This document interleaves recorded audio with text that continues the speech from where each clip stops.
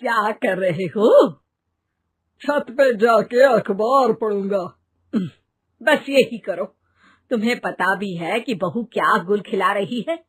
उसने नया Facebook account बना लिया है। रोज 10 फोटो डालती है। हमारे परिवार की तो नाक कटवा देगी ये। और तुमको ये बात कैसे पता चली? अरे पड़ोसन ने बताया। उसकी बहू भी फेसबुक पर है ना, तो उसको पता चल गया। हाँ हाँ, जैसे तुम तो बहुत भोली हो। पड़ोसन रोज सास को उसकी बहू के नाम पर भड़काती थी। आज तो आपकी बहू कह रही थी मुझसे आके कि आप दिन भर खाती रहती है, खा खा के घटोत्कच हो गई है। क्या? उसने मुझे घटोत्कच बोला? अरे वो खुद ना कटी सुपर्णखा है। आप कह रही हो तो सही होगा, लेकिन आप उसको बताना मत कि मैं ये सारी खबरें आपको देती हूँ। शाम को जब बहू पड़ोसन के पास जाती है, आज तो तेरी सास तुझे सुपर्णखा कह रही थी, कल ताड़का भी कह देगी। पता नहीं इतनी अच्छी बहू मिली है, फिर भी वो तुझे राक्षसनी क्यों समझती है? आप कितनी अच्छी हैं। आप मेरी सास की हर बात मुझे बता देती हो, वरना मुझे पता ही नहीं चलता कि वो मेरी पीठ के पीछे इतनी बुरी बात करती है। चालाक पड़ोसन रोज ही दोनों सास बहू के सामने उन दोनों की ही बुराई करती और चुगली करके बातें बता देती, ताकि दोनों में हमेशा लड़ाई होती रहे। आपने तो बस छत पे बैठ के अखबार पढ़ना है और चाय के घूंट पीना है। बहू की वजह से मुझे तो जहर के घूंट पीने पड़ रहे हैं। कल वो मुझे मोटी घटोत्कच बोल रही थी। तो तुम भी तो उसको नाक कटी सुपर्णखा बोल देती ना। हाँ हाँ, वही बोल दिया मैंने उसे। आप मुझे कितना समझते हो। बहुत अच्छे से। अब मुझे वो ये बात पड़ोसन ने बताई ना, वही तो है आपकी शुभ चिंतक। पर मैं इस बहू को ना सबक सिखा के ही रहूंगी। जरूर सिखाना चाहिए, पर आज तुम मेरे साथ शाम को छत पे बैठना, एक तरकीब बताऊंगा। बिल्कुल बिल्कुल, कितना ध्यान रखते हो जी आप मेरा। मैं ना सब ध्यान रखता हूँ। शाम को जब सास और ससुर छत पर बैठे होते हैं कि यहाँ खड़ी हो जाओ, यहाँ से ना तुमको पता चल जाएगा कि बहू की अगली चाल क्या है। अच्छा, कैसे? सवाल मत पूछो, जैसा कह रहा हूं वैसा करो। थोड़ी देर में ही छत पे बहू की आवाज आने लगती है। मेरी सास लायक ही नहीं है। मुझे पता होता तो सास बहू की भी कुंडली मिलवा लेती पहले ही।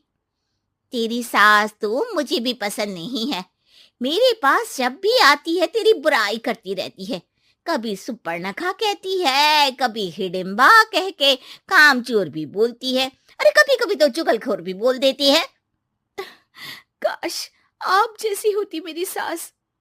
ऊपर छत पे पड़ोसन और बहू की आवाज सुन के सास के होश उड़ जाते हैं। समझी? जी समझी। सुबह तुम्हारे सामने ये बहू की बुराई करती है और शाम को बहू के सामने तुम्हारी। मतलब आप सिर्फ अखबार नहीं पढ़ते, सारी खबरें भी रखते हैं। अब तो इस पड़ोसन को भी सबक सिखाना पड़ेगा। शाम को सास बहू को जाके पड़ोसन की साजिश के बारे में बता देती है। हाँ, मुझे माफ कर दो माँ जी।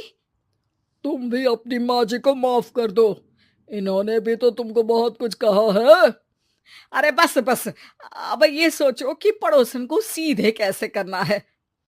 अगले दिन सुबह पड़ोसन सास का इंतजार कर रही होती है, लेकिन वो देखती है कि वहां सास और बहू एक साथ आ जाते हैं। अरे अरे आज दोनों एक साथ।